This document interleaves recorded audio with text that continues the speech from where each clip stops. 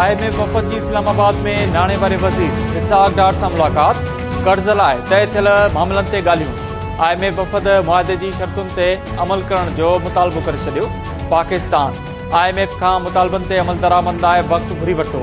इसहाक डार वफ़द खे माशी टारगेट्स ते अमल बाबति आगाह कयो।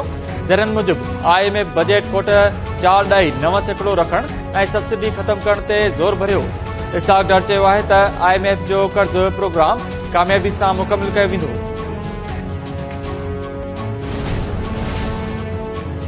इंटर बैंक में लगातार महांगो थींदड़ अमरीकी डॉलर सस्तो थियण लॻो।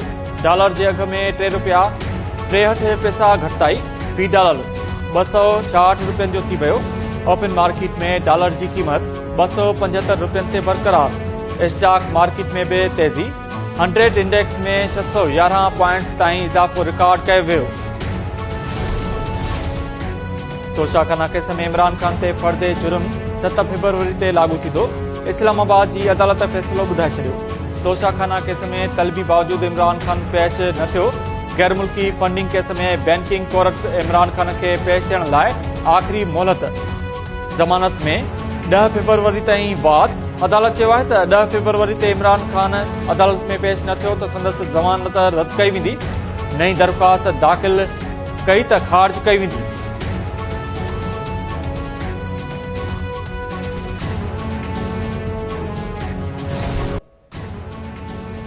पेशावर जी पुलिस लाइन जी मस्जिद में गुज़िरियल ॾींहुं थियल आपघाती धमाके बाद रेस्क्यू ऑपरेशन मुकमिल। मस्जिद जो मलबो हटायो वियो।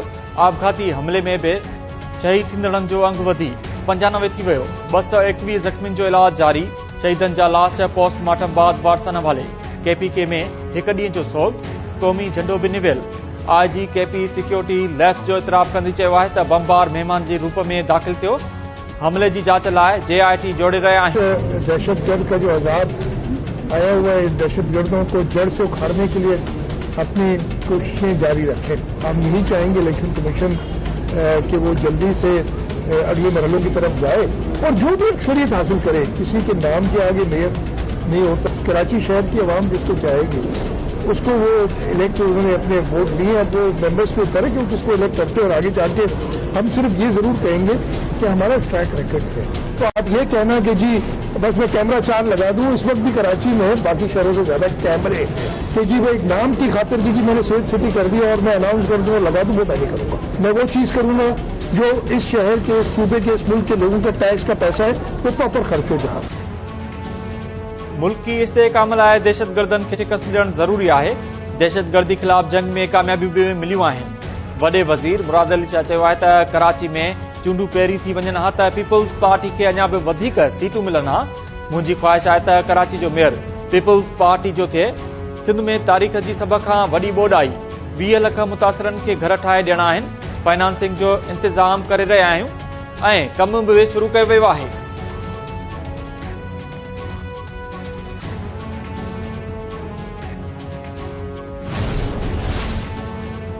वज़ीर आज़म सां गॾियल क़ौमुनि जी माहौलियाती प्रोग्राम बाबति एग्जीक्यूटिव डायरेक्टर एंडरसन जी मुलाक़ात।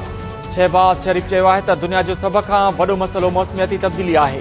पाकिस्तान मौसमियाती तब्दीलियुनि सबबि मुतासिर थियल मुल्कनि मां हिकु आहे। पाकिस्तान मौसमियाती तब्दीलियुनि खे मुंहुं ॾियण लाइ क़दम खणी रहियो आहे।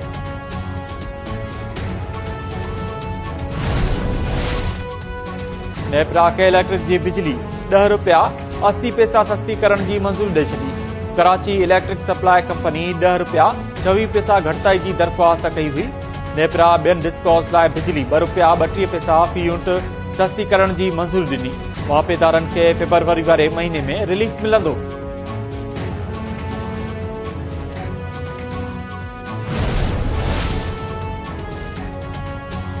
चौधरी शुजात हुसैन काफ लीग जो सदर बरक़रार। इलेक्शन कमीशन फ़ैसिलो ॿुधाए छॾियो। चौधरी शुजात हुसैन खे हटाइण वारो काफ लीग जे सेंट्रल वर्किंग कमेटी जो फ़ैसिलो गैर क़ानूनी करार ॾींदे रद्द करे छॾियो। इमरान खान खे पार्टी चेयरमैनशिप तां हटाइण वारे केस में इलेक्शन कमीशन धुरियुनि खे नोटिस जारी करे छॾिया।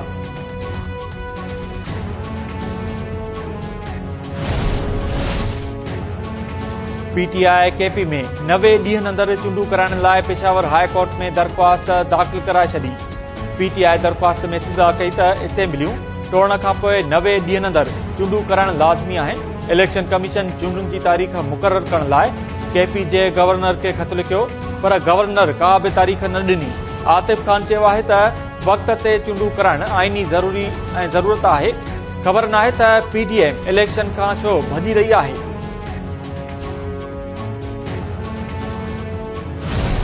राकेश प्लाट तक इहो सरकारी आहे। बोर्ड खां पोइ असांजा माइट जीअं मोटी आया त उहे पाणी हुयो उन टाइम घणो, पोइ परते वञी उन्हनि जे पासे ते वेठा, कोई मथे जो पासो हुयो उते वेठा वञी, पोइ उते वॉशरूम वग़ैरह ठाहिनि पिया, परते जे हिसाब सां ठाहिनि पिया। हू माण्हू आया हिन सां वीडियो वग़ैरह भरियूं, वीडिया भरे पोइ हुन खे जो असां वीडिया तूं छो थो भरे, असां ॿार बच्चो घुमे फिरे थो इन ते माना हुतां असांजे गेट खां जीअं बसि हमरा ॻाल्हाए पोइ बसि इन हिते ई फेरिंग कई आहे, जंहिंमें असांजा 5 माण्हू थॾे ते मारिजी विया।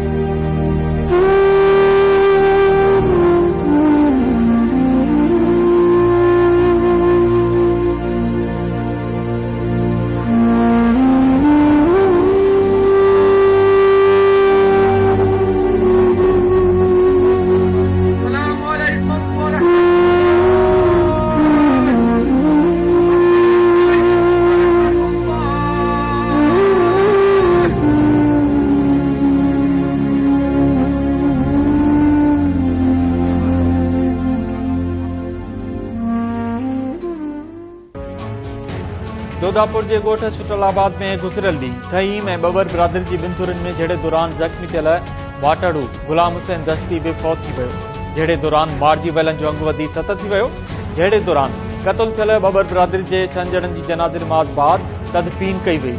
वाक़े जो केस बि दाख़िल न थियो।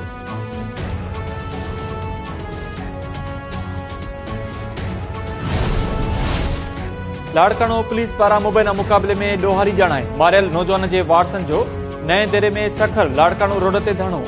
वारसनि मूजिब नौजवान शौकत मेमुण खे पुलिस 3 ॾींहं अॻु गिरफ़्तार कयो हो, जंहिंखे राति कूड़े मुक़ाबले में मारियो वियो आहे। ज़िम्मेवारनि ख़िलाफ़ कार्रवाई कई वञे, ॿियनि खे बि ज़ाहिर कयो वञे।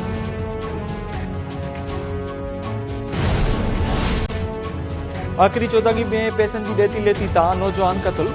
ॻोठ गुलण बुर्दी में कर्ज़ वापसि न ॾियण तां जवाबदार लठियूं हणी नौजवान नूरल बुर्दी खे क़त्ल करे छॾियो।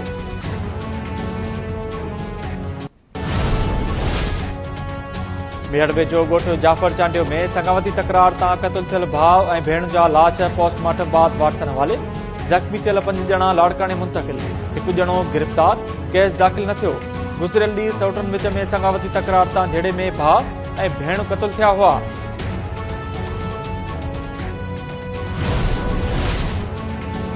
मलीर जे क़दीम सिंधी वसंदनि में गुज़िरियल 2 ॾींहनि खां बिजली बंद, रहवासी परेशान। गुलिस्तान जोहर ब्लॉक 9 जे सिंधी वसंदी धणी बख्श ॻोठ, राशिदी ॻोठ, बख्तावर ऐं न्यू बख्तावर ॻोठ जी बिजली गुज़िरियल 2 ॾींहनि खां बंदि पियल। रहवासियुनि जो चवणु आहे त बिजली बहाल न थी त सख़्त एहतिजाज कंदासीं।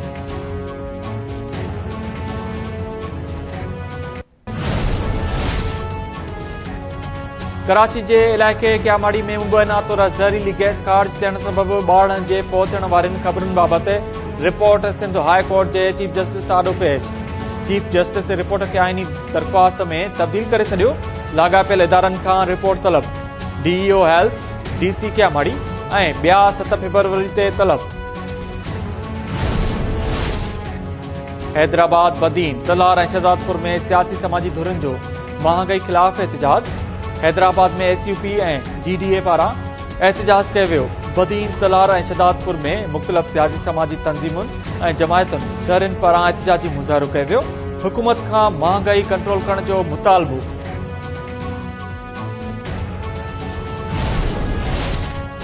टंडो आदम में ट्रेन जो टक्कर लॻण सबबि 1 ॼणो फौत। रेलवे स्टेशन भरिसां ट्रेन जो टक्कर लॻण सबबि सूमार ताईं फौत थी वियो, लाश अस्पताल मुंतक़िल।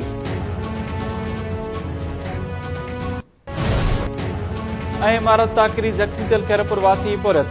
शहीद मेतलो जी हालत न सुधरी। बिस्तरे ते पियल पोरत जो चवणु आहे त अल्लाह ताला इलाज ते लॻी वियो आहे। हाणे त बचड़ा बि लंघण काटे रहिया आहिनि। सरकार ऐं सरहदी वारा इलाज कराइण में सहकार कनि।